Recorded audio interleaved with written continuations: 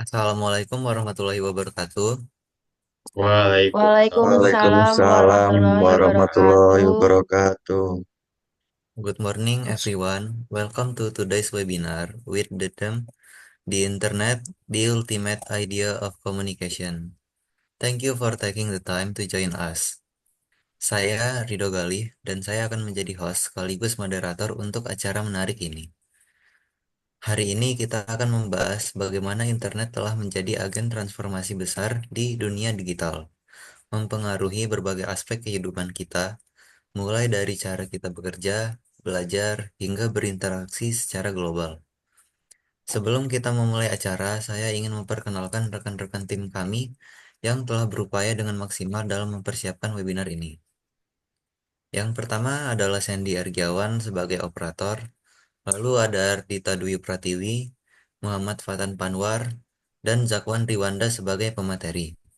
Selain itu, Jayo Wijayo, Muhammad Ihsan, dan Darren Wicaksono akan bertugas mencatat poin-poin penting selama webinar ini berjalan. Baik, tanpa berlama-lama lagi, mari kita mulai sesi pertama yang akan disampaikan oleh Saudari Ardita.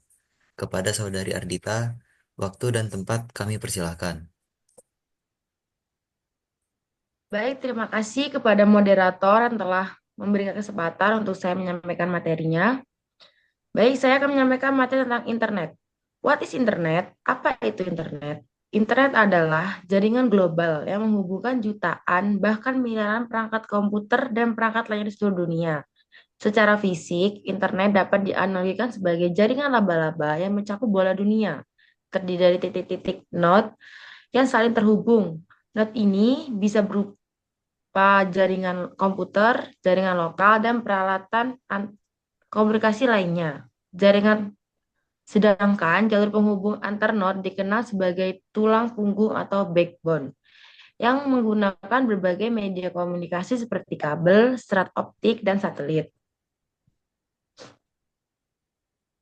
The History and Development of the Internet. Sejarah dan perkembangan dari internet.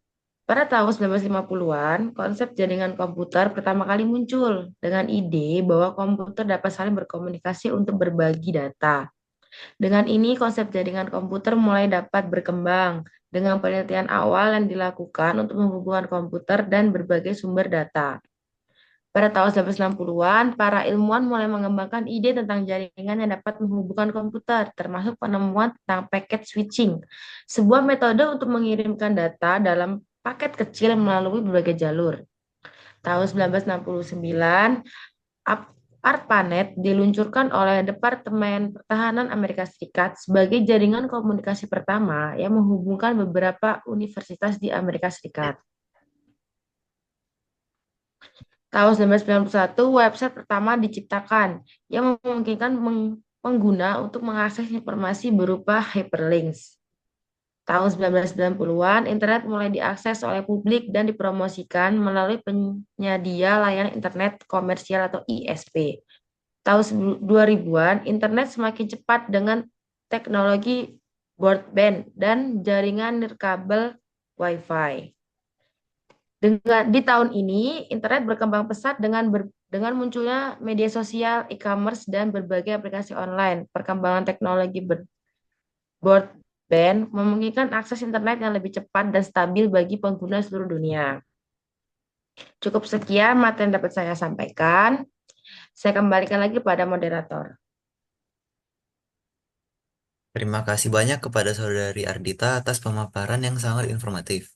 Penjelasan tadi benar-benar memberikan gambaran baru tentang sejarah dan evolusi internet ya. Selanjutnya, saya persilahkan Saudara Fatan untuk melanjutkan materi berikutnya. Waktu dan tempat dipersilakan. Oke, baik. Terima kasih kepada moderator atas kesempatannya. Di sini saya akan menjelaskan materi tentang how the internet works. Bagaimana sih internet itu bekerja? Caranya adalah Internet Service Protocol akan memberikan alamat ke komputer atau laptop.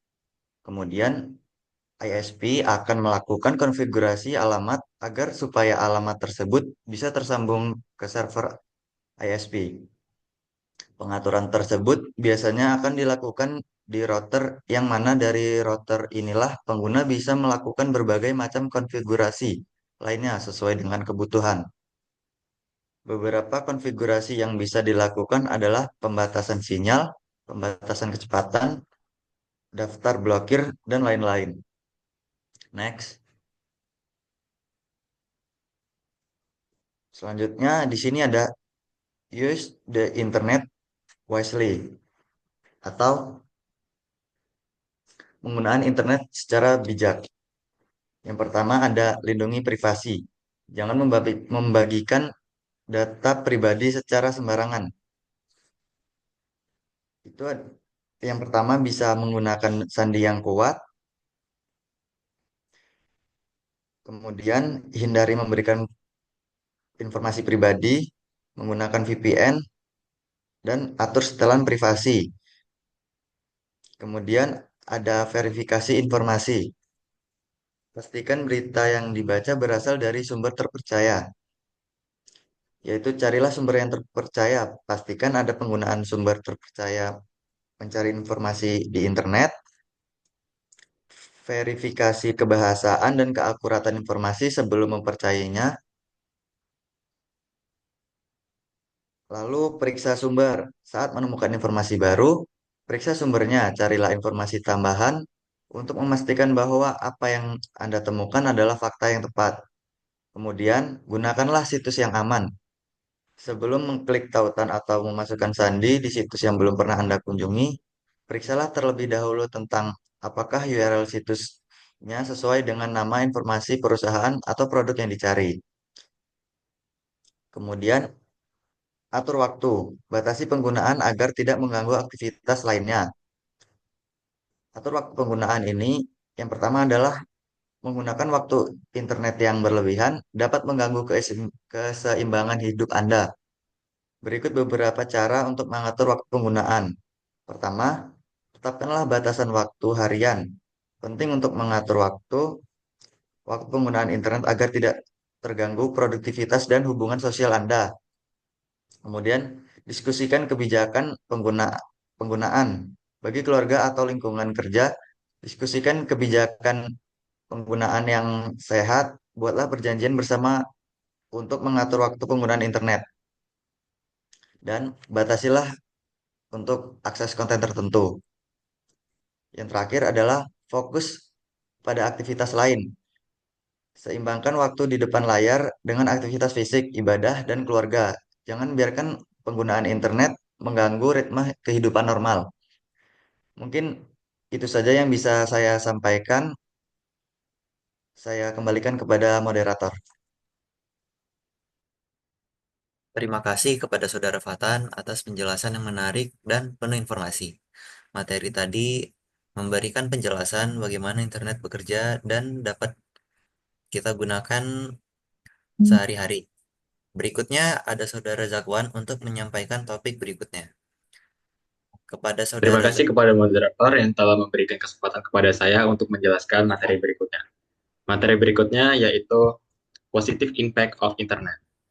Internet di sini memberikan dampak positif yang signifikan dalam berbagai aspek, mulai dari kehidupan, termasuk ekonomi, pendidikan, sosial, dan inovasi. Bagian ekonomi, internet mendorong pertumbuhan ekonomi digital dengan meningkatkan pendapatan usaha hingga 50% bagi pelaku bisnis yang memanfaatkan platform online. Dan juga e-commerce juga memperluas pasar dan meningkatkan konsumsi domestik, berkontribusi pada produk domestik bruto, yaitu terdapat pada PDB Indonesia sebesar 1,6%, dan yang kedua yaitu pendidikan, akses ke materi pembelajaran online. Di sini maksudnya yaitu internet memfasilitasi akses ke sumber belajar yang beragam dan fleksibel. Siswa dapat mengakses e-book atau elektronik buku dan mengikuti kelas online. Yang meningkatkan kualitas pembelajaran, ini juga memungkinkan pembelajaran mandiri dan mengembangkan keterampilan. Kemudian yang ketiga yaitu sosial, mempermudah komunikasi lintas negara. Maksudnya di sini yaitu internet menciptakan komunikasi baru terhadap antar negara atau lintas negara dan memperkuat hubungan antar individu. Platform media sosial memungkinkan interaksi yang lebih luas dan berbagai informasi secara real time. Kemudian yang terakhir yaitu inovasi, pengembangan teknologi baru. Di sini maksudnya yaitu internet menjadi pendorong inovasi dengan menyediakan platform untuk mengembangkan teknologi baru. Ini menciptakan peluang kerja di sektor digital dan meningkatkan efisiensi dalam berbagai industri. Next. Materi berikutnya yaitu negative impact of the internet. Negative impact of the internet meliputi beberapa aspek, yaitu keamanan, informasi, dan kesehatan. Yang pertama yaitu keamanan, resiko pencurian data dan serangan cyber. Yang pertama yaitu kejahatan cyber, pencurian identitas dan penipuan online meningkat dengan pelaku menggunakan data pribadi untuk keuntungan pribadi. Kemudian yang kedua yaitu pencurian data pribadi, yaitu pengguna sering kali tidak menyadari resiko yang terkait dengan berbagai informasi pribadi secara online yang dapat disalahgunakan oleh pihak ketiga. Kemudian yang kedua yaitu informasi, penyebaran berita palsu atau hoax. Di sini maksudnya yaitu pertama penyebaran hoax. Informasi palsu menyebar cepat menyebabkan kebingungan dan kesalahpahaman di masyarakat. Dan yang kedua yaitu konten negatif. Akses mudah ke konten berbahaya seperti pornografi dan ujaran kebencian dapat mempengaruhi perilaku pengguna, terutama anak-anak dan remaja di bawah usia 18 tahun. Kemudian yang terakhir yaitu kesehatan. Penggunaan berlebihan menyebabkan stres dan gangguan tidur. Maksudnya yang di sini yaitu gangguan mental. Penggunaan internet berlebihan dapat memicu kecemasan, depresi, hingga isolasi sosial. Yang kedua yaitu masalah fisik. Di sini pengguna perangkat yang berkepanjangan dapat menyebabkan gangguan tidur dan masalah kesehatan fisik lainnya. Baik, terima kasih. Itu saja materi yang dapat saya sampaikan. Saya kembalikan kepada moderator. Terima kasih banyak kepada para pembicara atas pemaparan materi yang sangat bermanfaat dan inspiratif. Semua materi yang disampaikan tadi memberikan wawasan baru tentang internet serta berbagai peluang menarik yang bisa kita manfaatkan. Baik, teman-teman, jika ada yang ingin bertanya, silahkan tuliskan pertanyaan di kolom komentar. Kami akan memilih beberapa pertanyaan untuk dijawab oleh para pemateri. Selain itu, kami juga mengingatkan peserta untuk mengisi daftar hadir melalui tautan yang sudah kami bagikan. Mohon luangkan sedikit waktu untuk mengisi formulir kehadiran tersebut.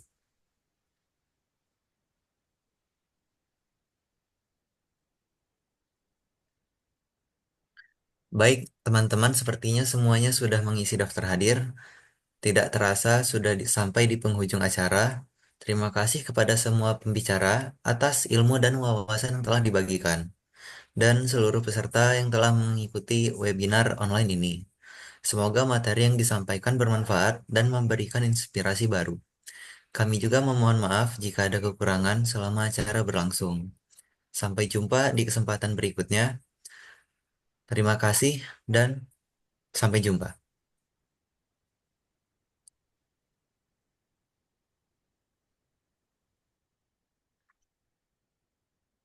Ridho nggak salah, anjir.